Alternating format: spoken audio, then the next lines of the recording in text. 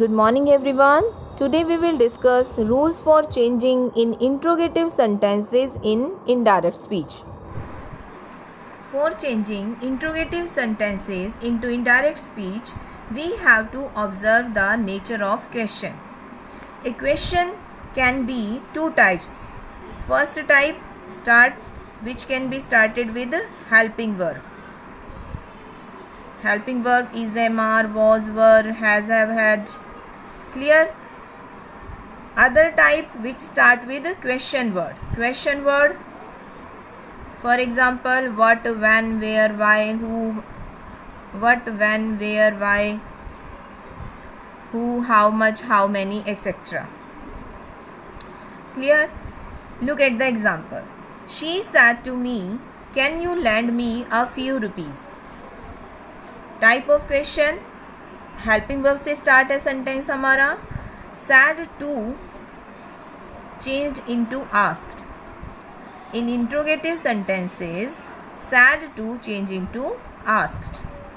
Me as it is inverted commas change into if. When sentence start with helping verb, कि जब हमारा question form में sentence helping verb से start होता है, सो we will use if at the place of inverted commas.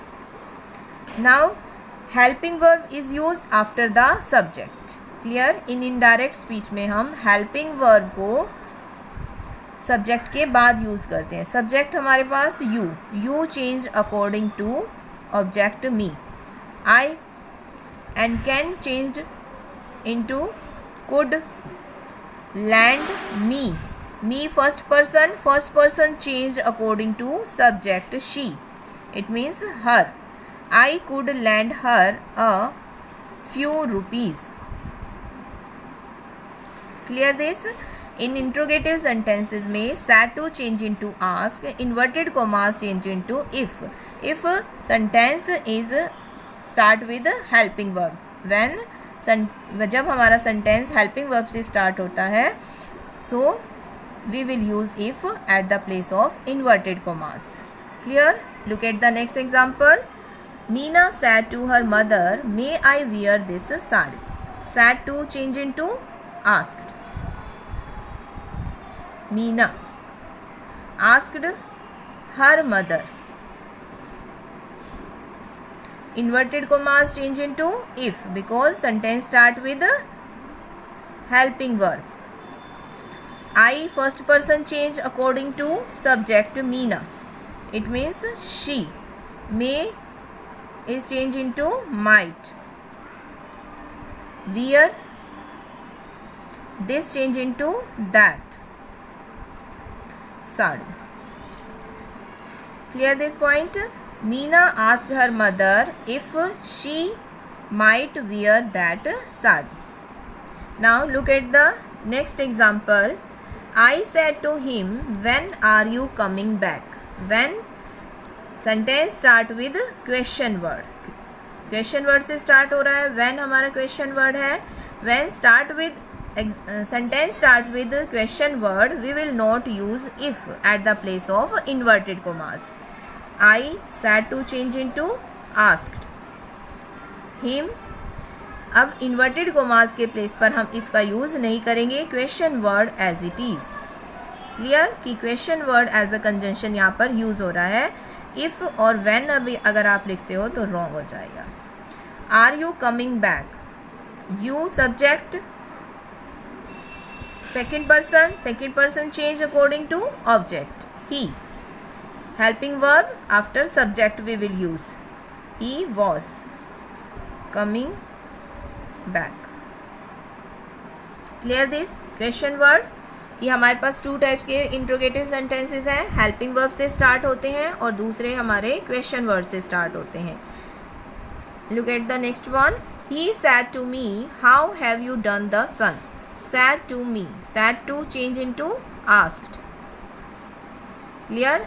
In assertive sentences में, affirmative sentences में said to को हम किस में चेंज करते हैं? टोल्ड में. और इन्वर्टेड कॉमास को किस में चेंज करते हैं? दैट में. बट इंट्रोगेटिव सेंटेंसेस में said to change into asked और इन्वर्टेड कोमाज यहाँ पर अब इफ में चेंज नहीं होंगे, how as it is, because this sentence also starts with question word. How, you subject आपका, subject change, you change according to object I. Had, have is change into had. Done the same. Clear this?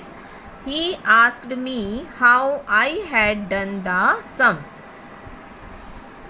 Now we discuss imperative sentences. Rules for changing in imperative sentences in indirect speech. Reporting verb is changed into requested, advised, asked, told, ordered, commanded according to the sense of speech. To is used at the place of inverted commas. Third point, in imperative sentences, subject is not there, it is started with a verb. Fourth point, verb of reported speech doesn't change in imperative sentences. Now, look at the example of imperative sentences. Rules clear हो गए सभी को? Look at the example. He said to me, please help me. Said to, please word देखो जहाँ पर आ जाता है, it means वो किस भाव से. हमने अभी कहा ना कि रिपोर्टिंग वर्ब को हम रिक्वेस्टेड, एडवाइज, आस्क्ड इनमें चेंज करते हैं according to the sense of speech, कि स्पीच किस सेंस में कही है. प्लीज़ कह रहा है, इट मीन्स वो रिक्वेस्ट कर रहा है. He requested. Said to is change into requested. Me as it is.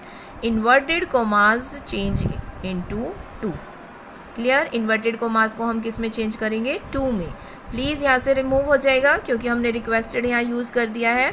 अब देखो हेल्प कि वर्ब जो है आपकी, वर्ब चेंज नहीं होगी, वर्ब एज इट इज़. ठीक है, जैसे अभी हमने किया है अफर्मेटिव और इंट्रोगेटिव सेंटेंसेस में हम वर्ब को चेंज कर देते हैं, first form change into second form, but verb of reported speech doesn't change in imperative sentences.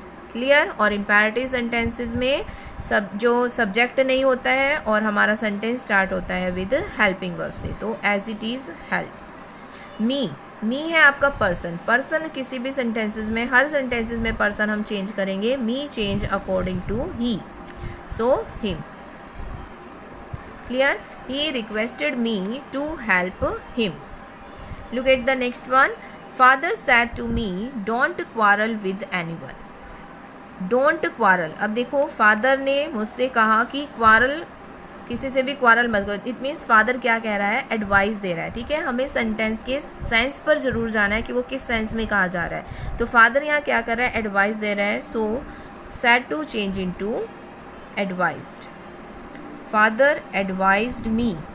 Inverted commas को हम टू में चेंज करते हैं, बट जहाँ डोंट आ जाता है वहाँ पर हम यूज़ करेंगे not to instead of don't. Don't को यूज़ करने की बजाय हमने यहाँ पर क्या यूज़ किया है? Not to. Quarrel as it is. ठीक है, verb as it is, no change in verb, with any one. Clear? Imperative sentences. Father advised me not to quarrel with any one.